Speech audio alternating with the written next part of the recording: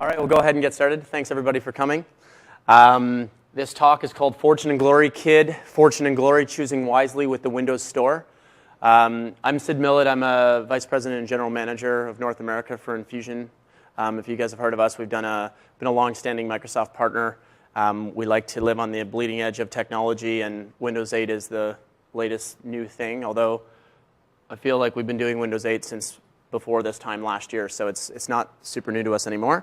But we're all really excited about the launch at the end of October. You guys probably already familiar with all of our social media, hashtags, etc. I put out a tweet this morning, and keep them coming. It's very much a social event, talking, sharing. These are the two hashtags that you want to utilize. Keep the conversation going beyond this talk and this afternoon. Feel free to reach out directly to me with any questions. I'll be around to chat afterwards, but also hit me up on social media as well.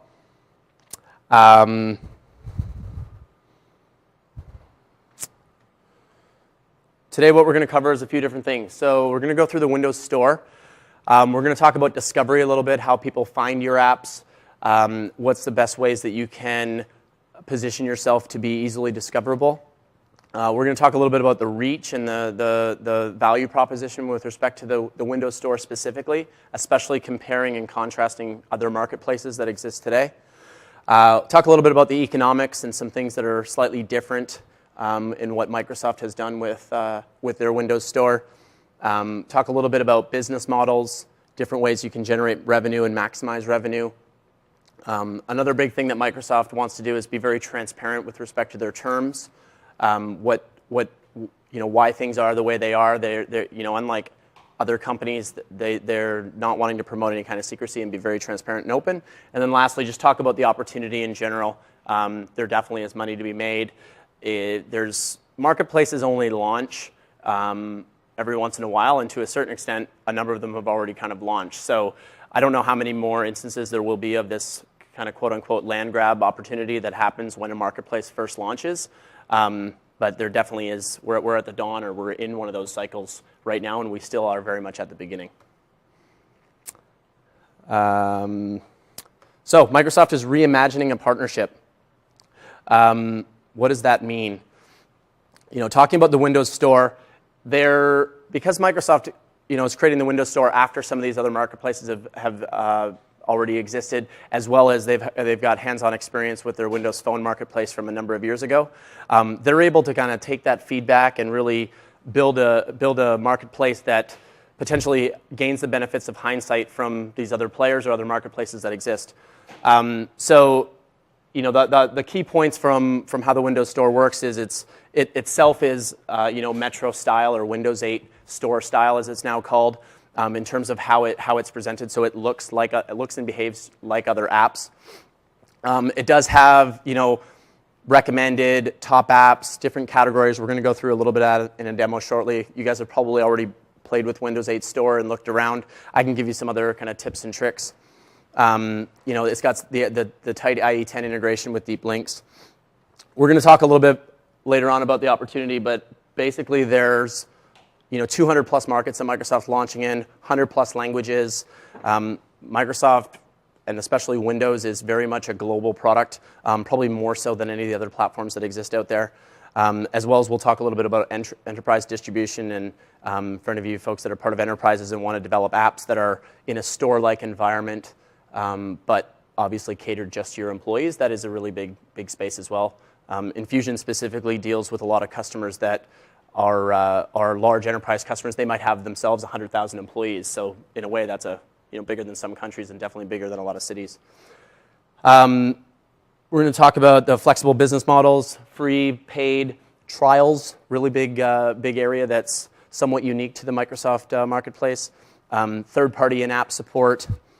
Again, transparent terms, I already talked to you about that a little bit. We're going to talk about the WAC, the Windows Application Certification Kit. Tracking progress, getting feedback in the dashboard, and then the quote-unquote best economics that the Microsoft platform offers in terms of 80% revenue share versus more commonly 70% elsewhere. So let's jump right into it. Discovery. I'm going to start with a demo.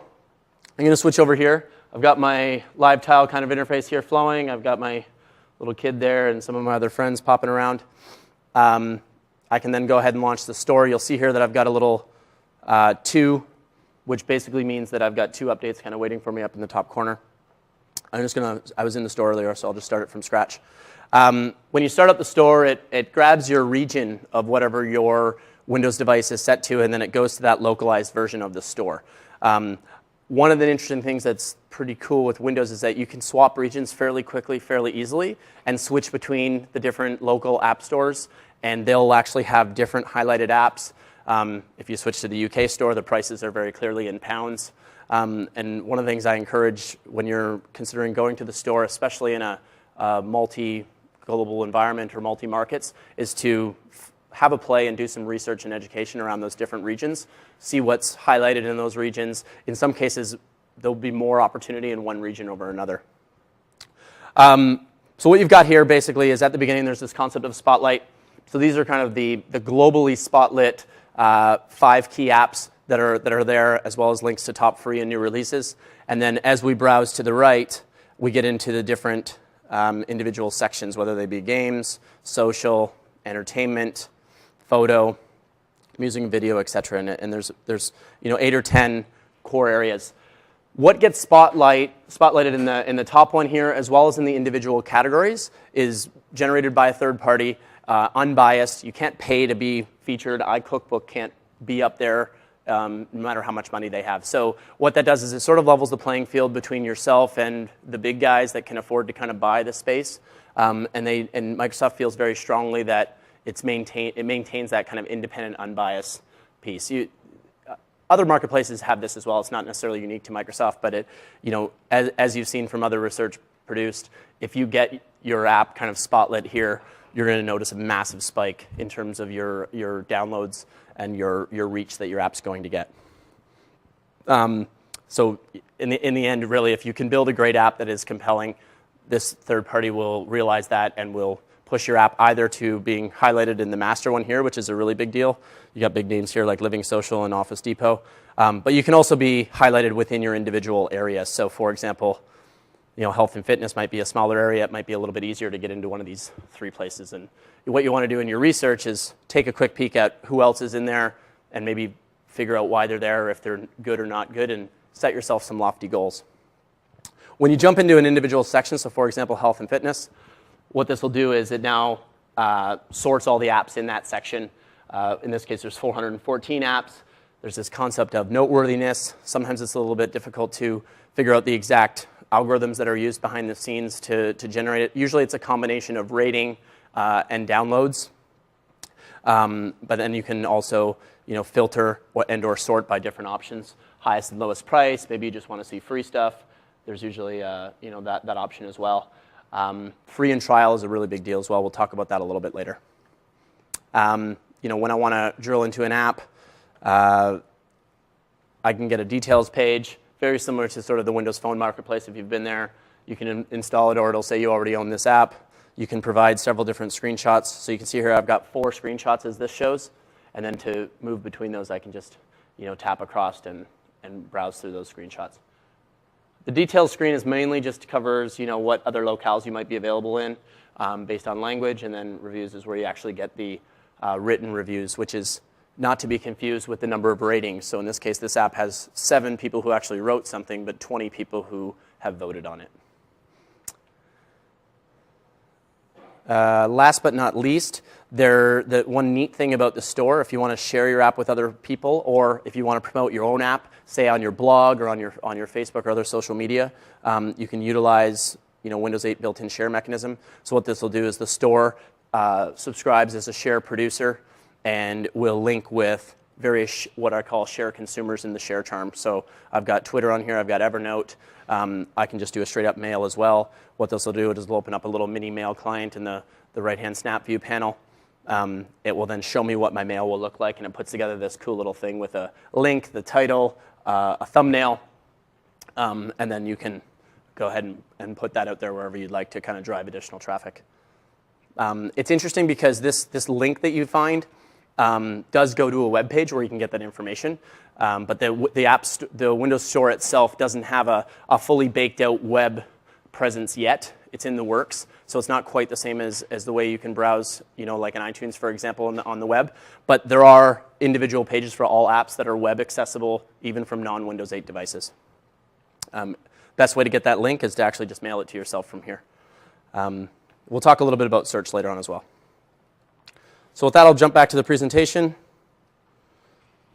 And we'll talk about reach. So, Windows Store has unprecedented reach. What that means is Windows, unlike other platforms, the numbers speak for themselves in terms of the amount that Windows is deployed across the world. And Windows 8 is, albeit very, very new and very bold, is still Windows. There's a huge expectation of the uptick that they're going to take. Although it was released just recently in October, you will start to see numbers, real numbers, coming out from various research firms, et cetera, discussing how much people have actually uptaken it through the holidays, through the Christmas period. Gartner expects it to be installed on sort of 300 million machines within the first year or so. But that's just an educated guess by them. But we'll start to see those numbers for real shortly. You can put your apps in 100 different languages. You can sell your apps in 200 different markets. You can have local pricing in 70 different markets, which includes all the top 40 as far as the countries that have a high GDP.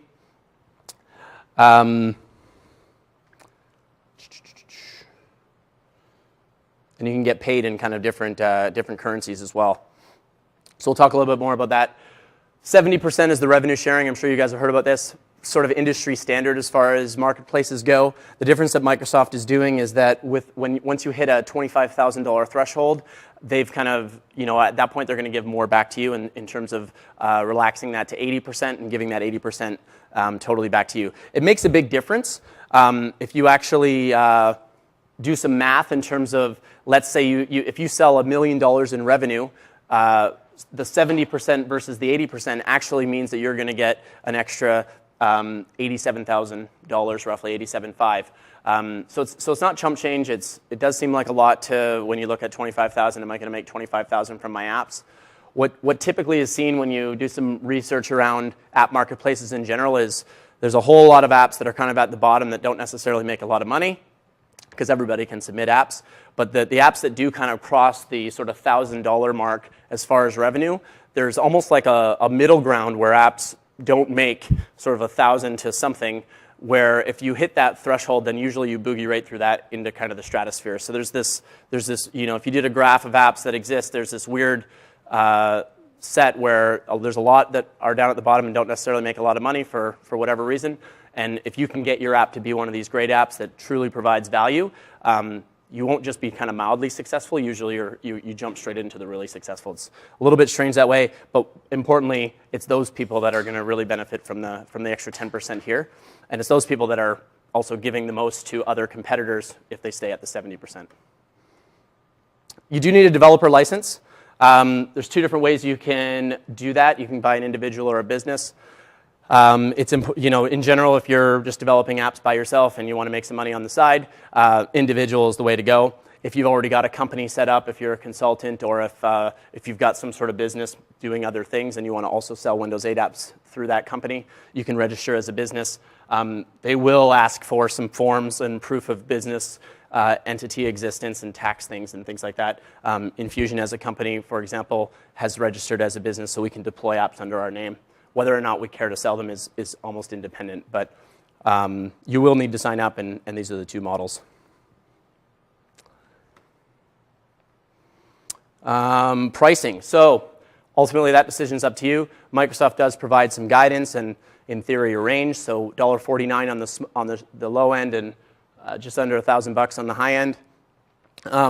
Unlike a lot of other app stores or marketplaces that exist, a lot of them are 99 cents is that sweet spot, or that bottom. They sometimes say a race to the bottom, and there's a lot of apps out there that sell for whatever that minimum amount is. Microsoft's view is with Windows is very much a desktop operating system. It has been for many years, and it's proven to be a productive tool versus sort of more of a personal operating system. And as such, Lots of money has been made through enterprise software over the years, and Microsoft's view is, $1.49 is more appropriate than 99 cents as far as the minimum amount, and by kind of making that a rule, it kind of forces the ecosystem to not race to the bottom, if you will, down to 99 cents, which would naturally happen if they didn't put a limit in place.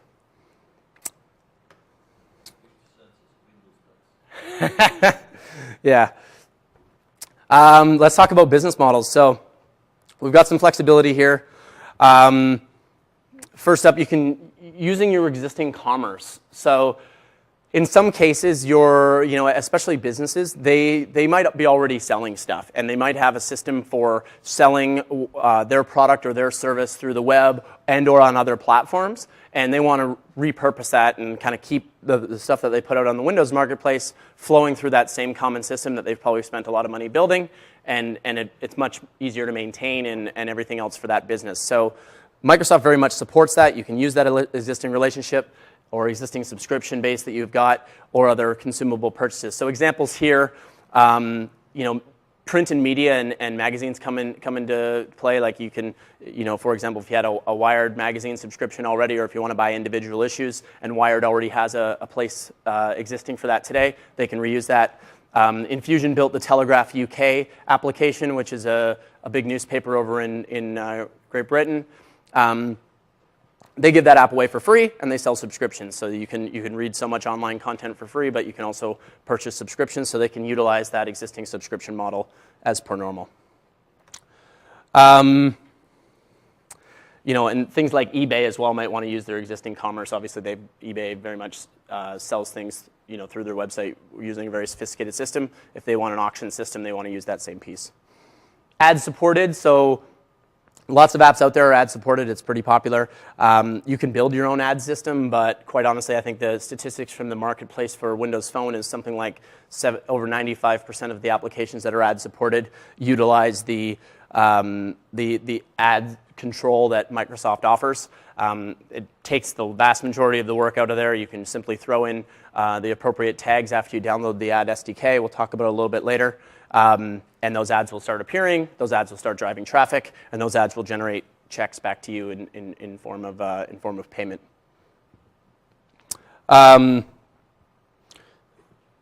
If you guys have played like Wordament, for example, that's a really good game that produces by Microsoft. It has kind of ads at the bottom as you're playing that are local, actually. Like sometimes I'll be sitting there and they'll be selling stuff in Oakville or Toronto, which is kind of neat.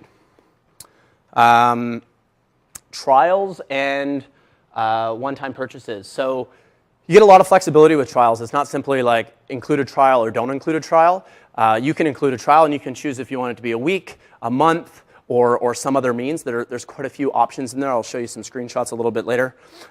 You can also differentiate features through trials as traditional, but it gives you a little bit more flexibility than other marketplaces, which almost their best practice is release a light version or a free version and another one, and you'll see them side by side. And to a certain extent, they're two separate apps, and they are. Whereas with the trial functionality, you can make it so that you only necessarily have to deploy just the one app. That way, your ratings aren't spread across two different apps in the marketplace, and you're able to drive a bit more behavior. And you can actually code against that trial functionality within your actual app, and I'll show you an example of that a little bit later. Purchases over time. This is interesting in terms of being very innovative. So what Microsoft allows is you do things like rent something within your app. So you can provide a way of allowing users to purchase something. Maybe it's a book, or maybe it's like training material or something like that. If you had an app, you could actually sell them access to something for some period of time and then have that revoked, again, within the app itself. And you can provide those purchases and then expire those purchases, all leveraging the platform, which is something a little bit unique and a little bit new. You could also do things like premium subscriptions. So maybe your app is a paid app, but then within the app, you might be able to upsell something else or something else with a time period, again, on it if you'd like. Let's talk about trials a little bit more, because I think this is a really big deal. Trials really matter. They've done some research looking back at the Windows Phone marketplace, which I think was really kind of the first main marketplace that maybe offered trials and really gathered some great intel from Microsoft as a business, which again, like I said earlier, the benefits of hindsight, being able to bring that into the Windows Store. So first things first, if you have a trial version of your app versus people who don't have a trial version, they generate 70 times more downloads by having that trial version. And this is hard data based on all the apps that are in the store. Sure, some apps are better than others, and that'll drive different things. But looking at the entire ecosystem, you get 70 times more downloads if you offer a trial versus not. In general, that trial download, approximately 10%, just about 10%, get converted into a purchase, often within the first few hours of download. So the idea is by offering a trial, it makes the barrier of entry virtually zero for somebody to click install. And when they click install, if they like it, then they can immediately buy it. And that's typically the behavior that they see, which, if you think about it, is not that dissimilar than if you just bought the app straight out and downloaded it without a trial. The difference is when people have to buy it, they think more about it, and hence you get 70 times less downloads. So by offering the trial, you'll still often get the money, especially if you think about getting 70 times and then 10% of those convert. This ultimately leads to 10 times more revenue in this scenario if you can offer that trial, and it'll drive a really good behavior in terms of getting your name out on your app a little bit more, getting more feedback, more ratings. Ultimately, you're going to drive up your downloads, and then that will have that follow on through. We already talked a little bit about time-limited trials and feature differentiated ones. I've got some extra reading kind of in the notes that I can send out as well, in terms of giving you a little bit more insight on how to best take advantage of trials and some of the insights that Microsoft has learned. Here's an example of no code is the key highlight here. When you're setting the price of your app, you can have your trial actually never expire, and then in code you can check for a trial version and then limit functionality that way. Or you can offer a trial expiry concept, which maybe means you don't actually limit the functionality in your app, but after 1 day or 30 days, that trial would then expire, and when you run that app, it sort of asks you to essentially uninstall it. Trial conversion. So here's an example where you can kind of grab your product information when you're running your app. You can figure out if you're in trial mode in code, and then do something, so you can ask them to purchase it. You see that all the time. Hey, you're running in trial mode. Would you like to purchase the full version? And then if they do say yes to purchase the full version, you can kind of grab that and jump into that piece as well. I've got another example here of in-app purchases. So basically, if you're in a trial mode, you can then load the options that are available for you in terms of subscriptions or what other products that you kind of are offering within the actual app itself to buy, and then you can figure out if those products are active or not, and or go ahead and purchase them. So if they don't have that particular product that you offer, then you can run through the purchase scenario. It's all fairly easy. The idea being that Microsoft is trying to provide in the platform as much of the boilerplate, similar kind of logic that all developers would write. So you guys as programmers really need to just take that guidance, make it so that it takes you're spending more of your time and effort focusing on what your app actually does and offering that functionality to the user, rather than integrating with the ecosystem or dealing with standard stuff, whether it be ads or trial and or licensing pieces that are really kind of common. This talks a little bit about kind of your proxy XAML file that you put together as part of your submission. So in here you can kind of indicate whether the piece that kind of comes down with all the pieces, and that's what you're iterating through in code. Let's talk a little bit more about ads. So you can do your own. I'm not going to spend too much time talking about your own kind of ads, but you certainly can put those in. But there's also Microsoft Advertising, which is a separate kind of business unit within Microsoft that has some pretty extensive kind of functionality that it offers up to you. It does drive monetization of your app. You get paid in your local currency. You get some rich reporting about who's clicking on ads, which ads, etc. The ads themselves are generally given to you by the ad control that you integrate. So you simply download the SDK, pump in your little snippet of code to put the ad where it makes sense in your app. And then by and large, most of the other stuff is kind of taken care of for you by the platform. There's a bunch of different ad formats you can use. There's the idea is you want to kind of keep the user within the ecosystem of your app and not necessarily send them out to other websites, etc. That ad SDK is available today. You can utilize it in XAML or HTML. So what do you need to do to put in apps? First thing is you do, go download the ad SDK. You add a tiny few lines of code to your app. You then need to go on to this thing called Pub Center, register yourself as a user on Pub Center. You generate an app ID from there, and then you can utilize that in your actual snippet that goes in your app, and then you publish your app up to the App Store. Provide that data to kind of tie together your entity on the marketplace and App Store to your entity or user ID on the Pub Center. And then therefore you can go on to Pub Center from there on to kind of track your success, etc. Pub Center is really more of a Microsoft or a Windows advertising thing, which is really agnostic of the platform. So for example, it'll be the same across Windows Phone and Windows Store, as well as other places you might use Microsoft advertising. Hence, it's not kind of baked into the Windows Store dashboard itself because it's not necessarily specific just to the Windows platform.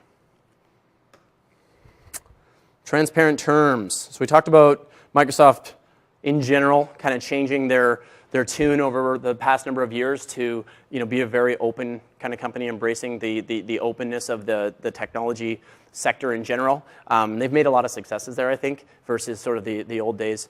What you see here is kind of the WAC, if you will, as it's called for short, the Windows App Certification Kit. The idea here is rather than submitting your app to a marketplace and kind of crossing your fingers and not really sure what's going to happen, they give you this tool. It's the same tool that gets run on their side when you submit it. So really, you should run the tool and make sure it passes on your own local thing prior to wasting any time uploading it to the Windows Store. It'll kick out reports of anything that might fail, and it'll give you strong support around fixing those issues. So it'll tell you what the issue is. There's generally blog posts and guidance and support on the web that will help you drive through those common issues that you potentially are doing with your app that are not supported by the marketplace or store. And there's other information out there giving you context of why they don't allow that. So again, in the name of transparency, your app is failing because of XYZ. This is how you fix it, but also here's why we're doing this, why we're not allowing you to do what you're trying to do. There's generally a good reason for it, and they want to be very open about that reason.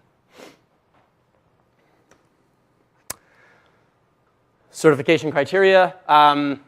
So in addition to the WAC tool, there's sort of a certification process that happens when you submit apps to the App Store. I believe today the SLA is 7 days. So when you submit your app to the App Store, Microsoft is committing to get back to you within 7 days with either your app available in the store or ready to publish, if you will. You still have to go on and kind of publish. Or they'll come back to you saying, what the issues are. And there's these people that are currently doing it today. They're called Premier Field Engineers. This is all a bit new for Microsoft in terms of how they're trying to provide a lot of guidance and support for the certification process, with a view that's less about, Big Brother, I want to own kind of what goes into the store and allow and not allow. The view genuinely is we want to make the apps in the App Store as good as possible and as most value to the customer as possible. We don't just want to completely open it up with no human involvement and then run the risk of it being overrun with a whole bunch of stuff that's not necessarily useful. And you do see that in other marketplaces. So Microsoft is taking a slightly different approach and really offering kind of a personal experience as you go through the App Store submission process. And when they come back with feedback, there's typically two types. There's sort of, must-fix items that unless you fix these, you are not allowed to go to the store, which Infusion has pushed 9 apps kind of in the App Store so far, and we've got a few more going through the process right now.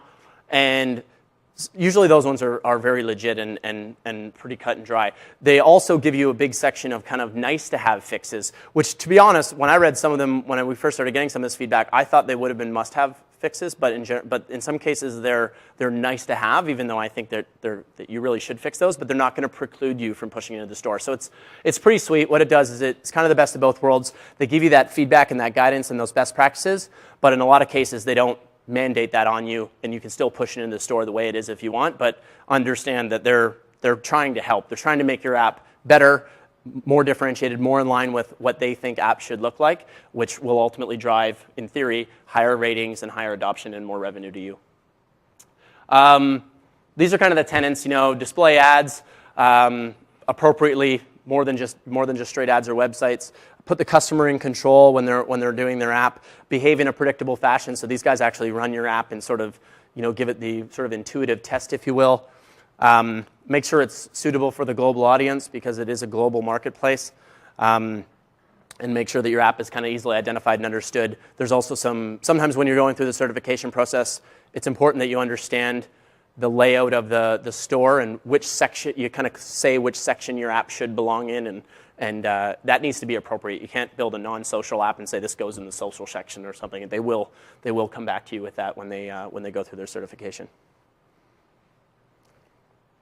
So here's an example of the Dev Center. Any of you got, show of hands, how many have developed kind of Windows Phone apps before kind of coming here this weekend? A couple of you guys, that's great. So in a lot of ways, this is very similar to what you're probably used to. You can go on the Dev Center. You can, when you submit your app, it'll kind of let you track your progress against that 7-day SLA. Leading up to launch, literally we would submit, and 6.5 days later we would get our response. So they would kind of come in just in time before the SLA. That probably will be getting a little bit better over time. There's definitely a burning in period, if you will, with respect to Microsoft and all the employees, as well as the developer community like ourselves. But it'll kind of run through these different pieces and kind of keep you abreast of how your submission is going. Taking it to the next level, you can then see detailed reporting around your in-app purchases, your usage, the ratings, and finance, and you can see how much money you've generated when your next payment's going to come out. There's a blog entry as part of the links where you can see kind of the rules around tax submissions and things. So Microsoft, they do expect that you're going to remit tax appropriately on the revenue that you generate.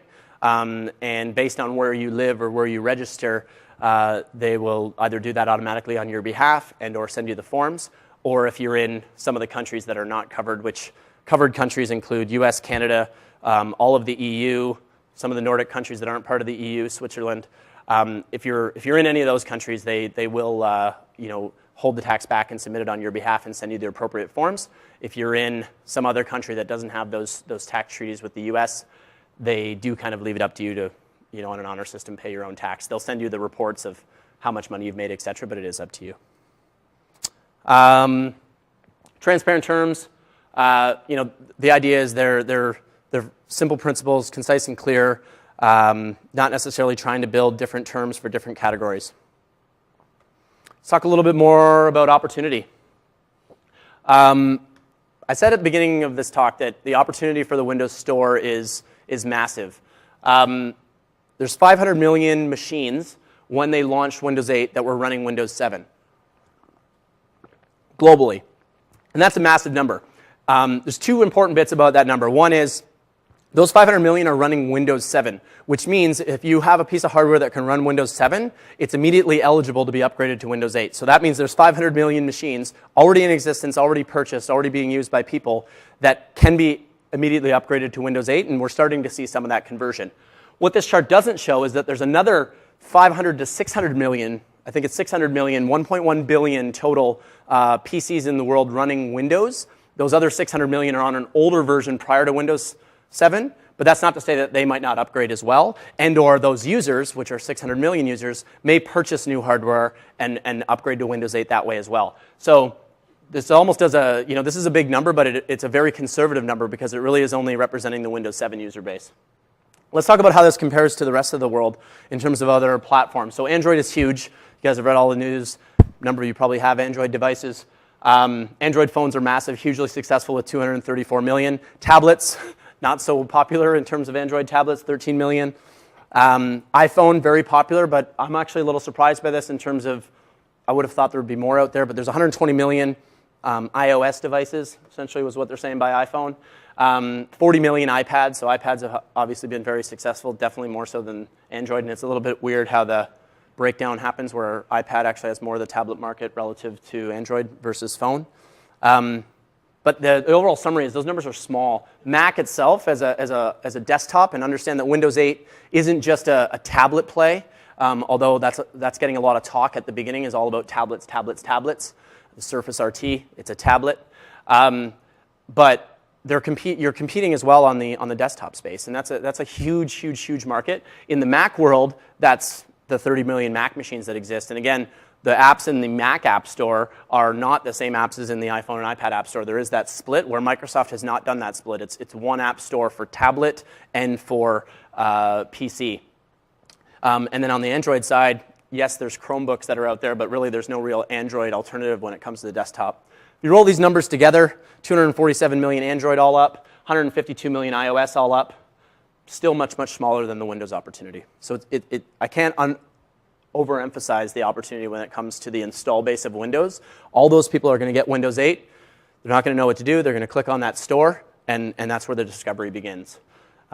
You'll see, you've already seen them, numerous blog posts. These are the killer apps that you need to get for your Windows 8 device. These are the ones you're going to download. Everybody, when they put on their machine, they're going to hit up the store. They're going to download those key apps. If you're part of one of those key apps, then you're going to see massive, massive uptake. It's simply the biggest developer opportunity ever.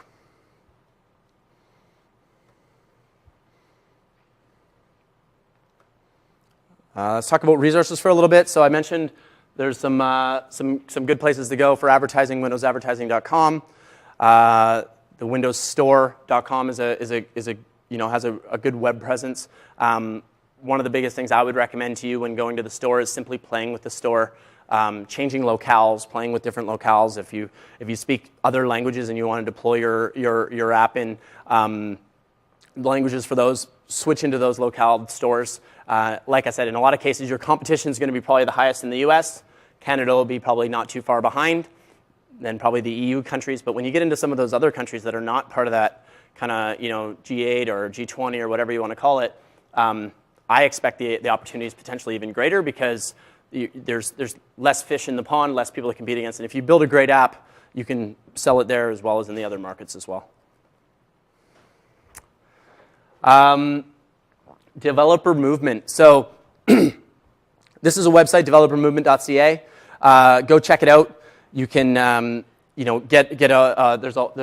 a ton of resources available on there, help and assistance. There's other websites that exist out there, how to build an app in 30 days, and kind of walks you through it, sort of sends you an email every day, to kind of keep you on track, keep you motivated, and really help you kind of move through your process. I know there's a number of folks over in the other room kind of hacking away as part of the competition this afternoon. But there's certainly a lot of opportunity. We're still early days as far as the marketplace goes.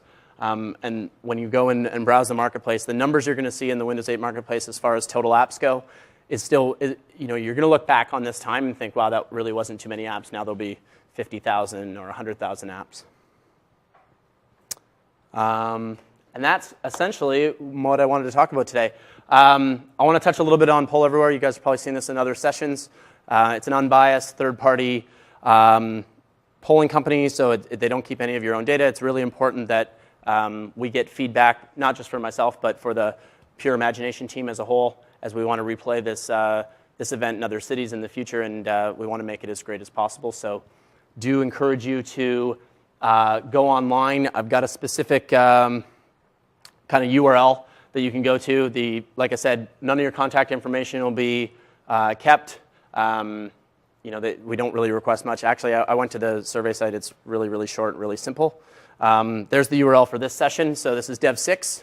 So just go to w8pi.ca/dev6eval in your browser, and then that'll redirect to polleverywhere.com with some long URL. But if you guys are online now, or if you want to check it out from your phone, do encourage you to fill that out and provide some feedback. Otherwise, thanks very much, everybody. Any kind of questions from the audience? Yeah. Just a question concerning the trial. You can set a time. Like I know on Windows Phone, it's just you get the trial flag, you know what you want, but there's no way to sort of do a time-based. Right. Like if I uninstall or reinstall, does it know the trial period is expired? I think so. I've tried that a couple times on the phone. I haven't played too much with it with respect to Windows 8, but Yeah, I'm not sure if in the app you can interrogate the, like if you do a 30-day trial, for example, and the person hits install and they're on day 10, I don't know if there's a way that in code you can sort of say, hey, if they're greater than halfway through their trial, maybe then I want to start creating the prompt rather than sort of annoying them right at the beginning.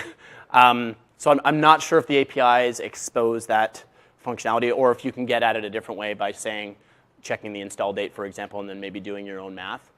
So the short answer is I'm not sure. As far as the uninstall, reinstall piece, I would expect that it would save something in your like some remnants somewhere on your PC to kind of close that loophole to prevent sort of the never-ending 30-day trial scenario. That should be covered, and that'll be something that what ends up happening when you download an app. There's no real anonymity, right? So you have to have a Windows Live ID in order to log into the marketplace, and when you download something, that's tracked against your Windows Live ID. So they keep track of what you've installed when you've installed it. So irrespective of you completely wiping your machine, it's stored server-side. And hence they can manage it that way. It also gives them a ton of data, who owns what. The upside also for the user is that as you get multiple devices, when you plug in when you buy a Windows 8 tablet, for example, and you configure it for your Windows Live ID, it knows what apps you own, it knows your various connections, and it's kind of phenomenal. You sort of take this thing out of the box, pump in your Windows Live ID, and it's half personalized without you doing anything. So it's showing your photos, and you're like, whoa. So in that respect, it'll remember those apps, and then it also facilitates app purchases, and then being able to sync those, from tablet to work PC to home PC to et cetera, as long as they're all tied to the same Windows Live ID. Any other questions? So is it like one is it possible to post the same categories? I don't think so. I think they do limit you to, you have to essentially pick a category that's appropriate for your app, and they double check that. And then you can only kind of live inside of that category. It's very possible that your app would be considered qualifiable or whatever for multiple categories. And you kind of need to decide based on maybe exposure, maybe based on what you think is a greater opportunity. You might have an app that's like a social health and fitness app, so it could kind of go in both spots, right? A good example of that is, if I jump in here, I don't know why this isn't working, but I was going to show you an app in the App Store that, here we go. So I close this and I go to the store. What's wrong with my computer?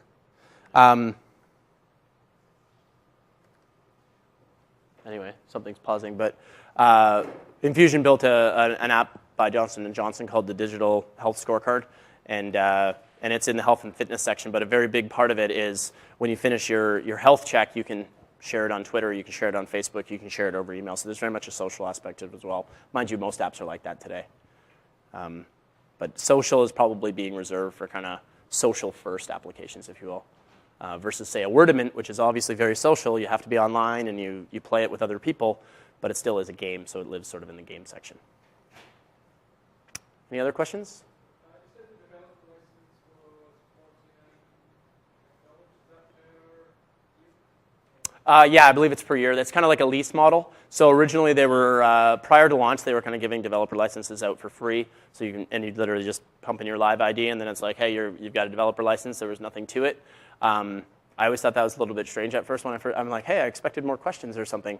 Why they did that is it was there with the hooks to be able to charge for it, but they deliberately didn't want to charge for it prior to launch to encourage kind of early development, et cetera. But now that pricing is in place, and that's per year. I think that's down from Windows Phone was $99, right? So I think they took some feedback on that. They wanted to lower the barrier of entries for the Windows Store, and hence brought it down to $49. And I think that's in local currency, so I think that's 49 Canadian or 49 US, maybe 49 euros, although that's probably a bit more. But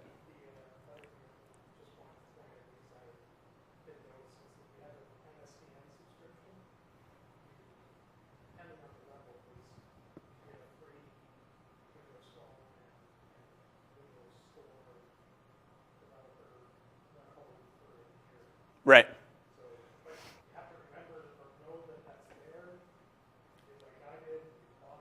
Yeah.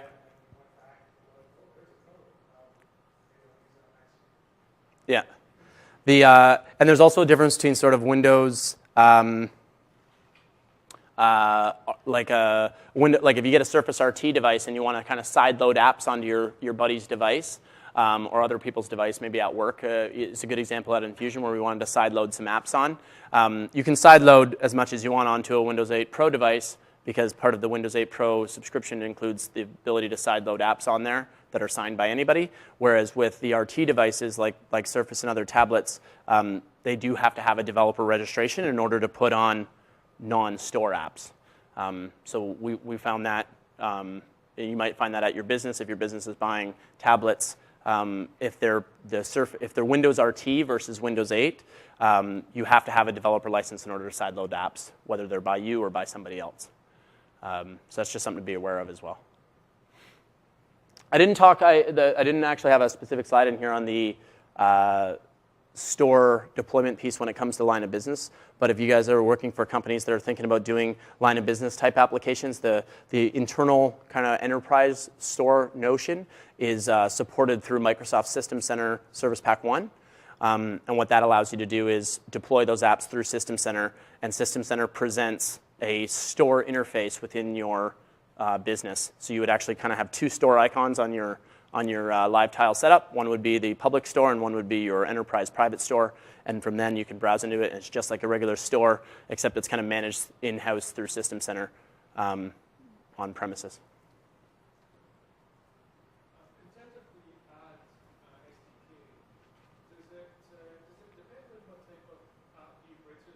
Does that control what kind of AdWords or how many AdWords you might get, or is it all independent? No, I'm pretty sure it's independent. So you kind of pick where you want your ad controls to be laid out, as well as you provide your app ID, which then ties into your profile on PubCenter.